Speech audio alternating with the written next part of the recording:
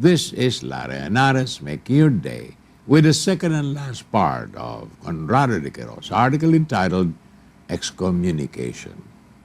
And we continue to quote and to conclude.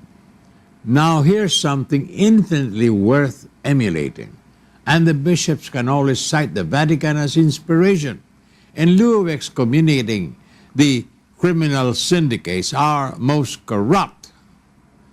That is the biggest, if not very organized, crime syndicate of all in these parts.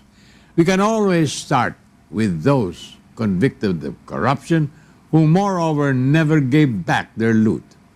It should eventually include Ferdinand Marcos and his cronies and Gloria Macapagal Arroyo and her cronies, who continue to enjoy the fruits of their exertions.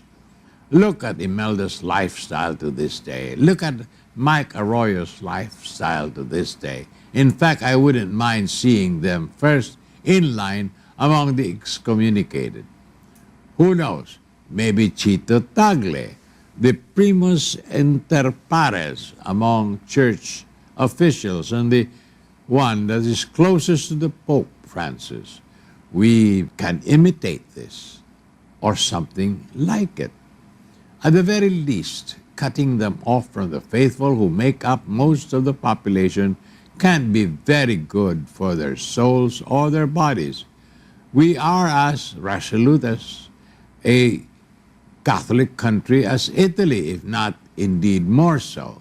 The depth of religious devotion hereabouts often taking fanatical expressions. Most Filipinos take their eternal salvation pretty seriously.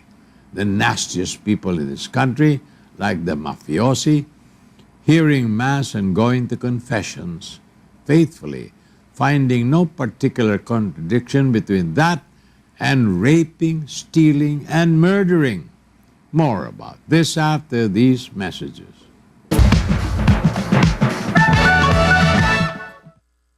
This is Lara Henares making your day with the second and last part of Conrado de Quero's article entitled Excommunication.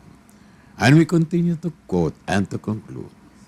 Quite apart from that, even if their religiosity is merely put on, have you noticed that the three senators all heard Mass, spoke of prayer, and invoked God as their witness to being innocent, with no great fear of being hit by lightning?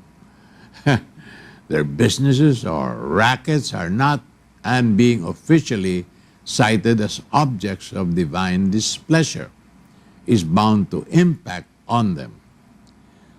Like the mafiosi, their wealth thrives from being looked up to by the community, from being routinely made sponsors at baptisms, weddings, and whatever else needs sponsoring.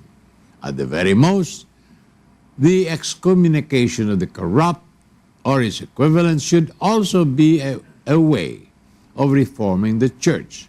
Like Pope Francis' message, this one can also have for its audience the clergy itself, the priests themselves, the bishops themselves. It's worlds better than the Catholic Bishops' Conference of the Philippines merely railing at the corrupt for their utter shamelessness, which it did only recently, which is all very well, except that it presumes that the indictors are completely exempt from it, when in fact, as with the mafiosi, there is a long history of silence and conspiracy between the church and the corrupt of this country. We do not have to look very far back to see it. It was in full bloom during Arroyo's rule, involving the Catholic Bishops' Conference of the Philippines itself, garlanded by the mottos, "Everybody cheats anyway, let's move on." Well, let's move on, but without the bishops. This is Lara Henares making your day, saying good day, God bless you. Thank you very much for being with us. Till next time, hasta la bye-bye.